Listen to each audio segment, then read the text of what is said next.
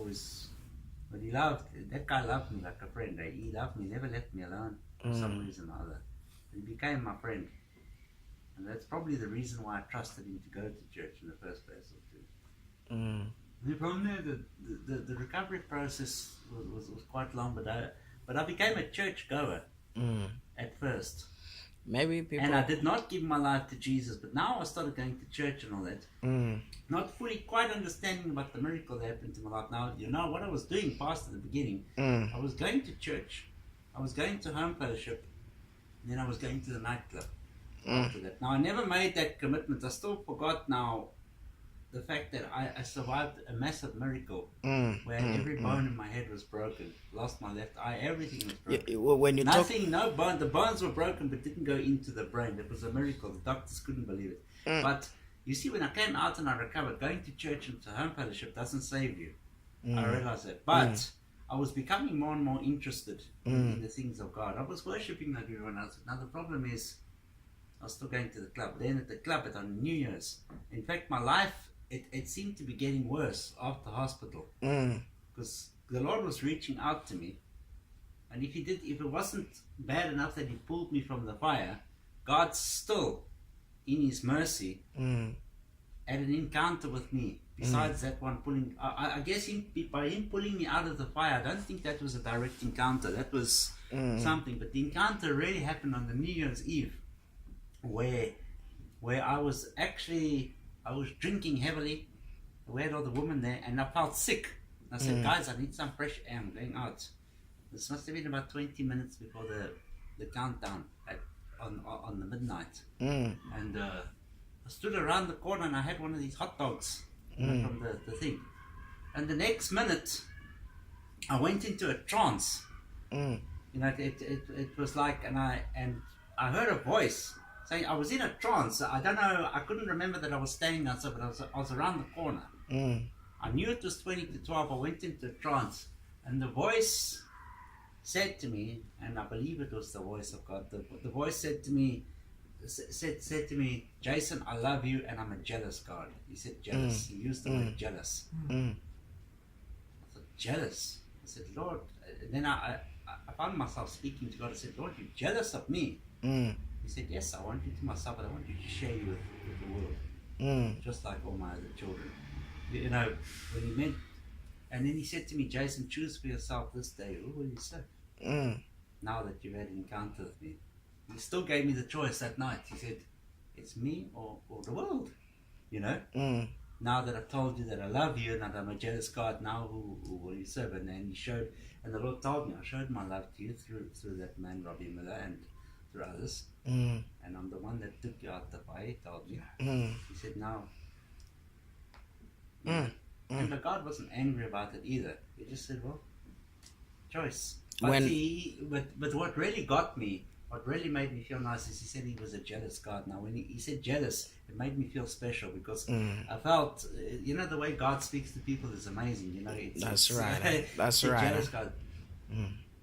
When I came out of that trance, I don't know how long that whole period took, but I know the main words that he spoke. I even wrote them down somewhere. When I came out of it, I looked at my watch. It was,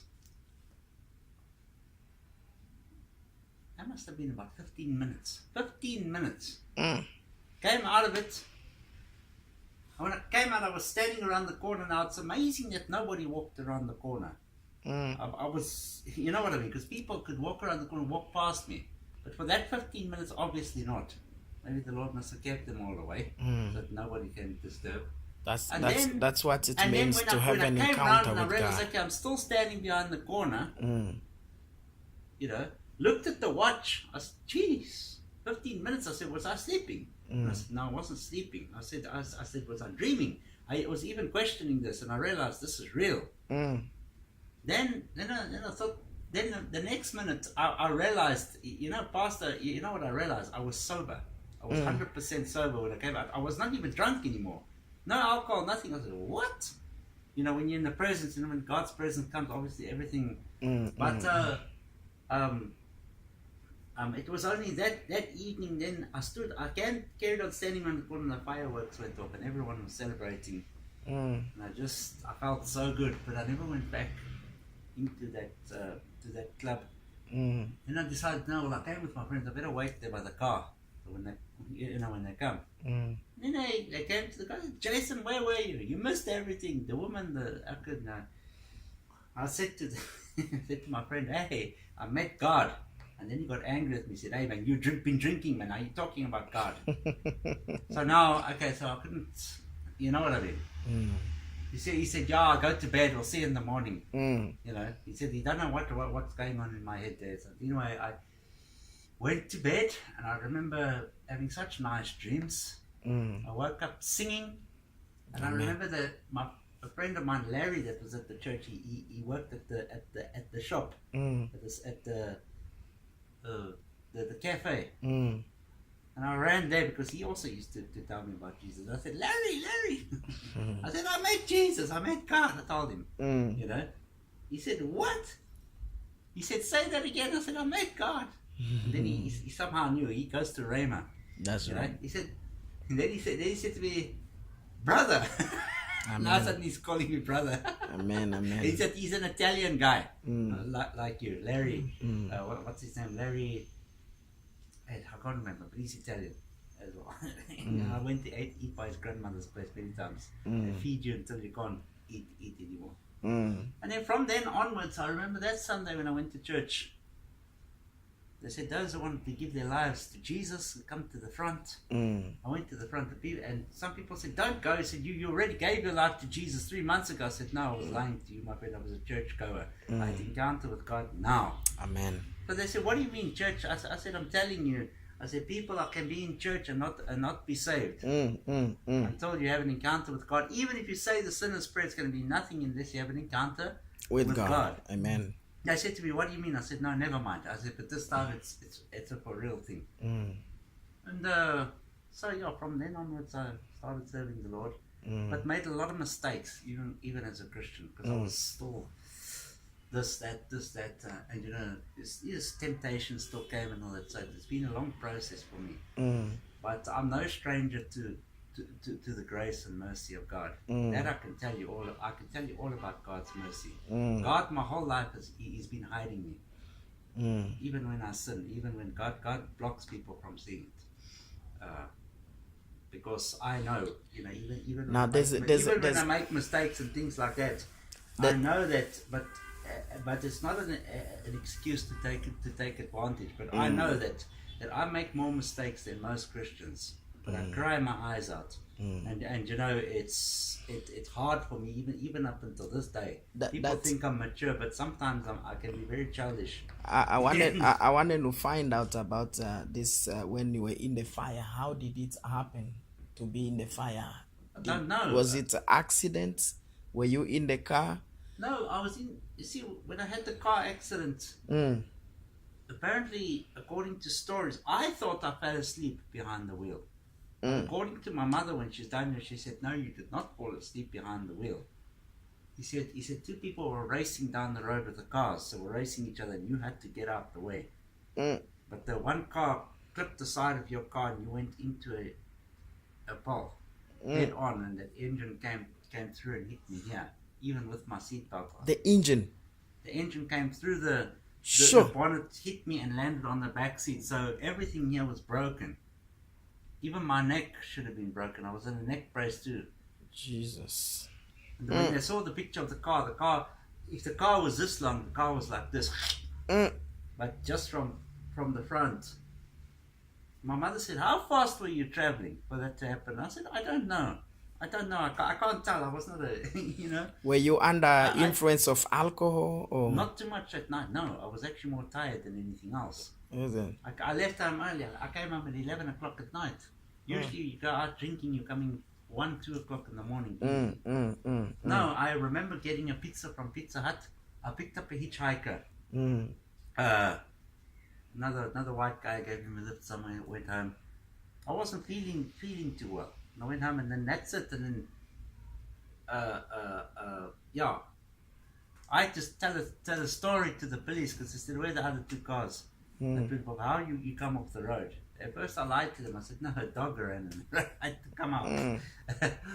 You know, what was I meant to say? The municipality wanted to sue me for that electricity box I took out and the street, that street light. And when the tow truck drivers came and took my car away, they took my car away and left me on the side of the road bleeding to death, which I lost. They said I lost more than half my body blood. But they didn't think of... Everything was broken. The jaws were broken. The head. They took it and they stripped the car. They stole things from the car and they were drinking and threw their bottles in the back of the car. But now the police said, okay, so were you drinking? I said, no. They said, what's these whiskey bottles? I said, I don't drink whiskey. I said, I drink beer. I don't touch whiskey. So that story was cleared up. I said, well, you can... so they said, well, how do you prove that you're not drunk and the municipality wants to sue you? And this, I said, well, if I'm in the hospital, take the blood test. The blood test will tell you if I'm sober or not. So they went to the doctors. They got the blood test. Blood said I was sober. I had some alcohol in my system, but I was more sober than anything else. I was below the limit. And all I know is that obviously when I was in such pain, I must have passed out. Because the pole that hit the electricity box, there were neighbors there. They said I was speaking fluent Afrikaans. And the people came out there. They said I was in such pain. I was speaking, but I passed out. From the pain, just out.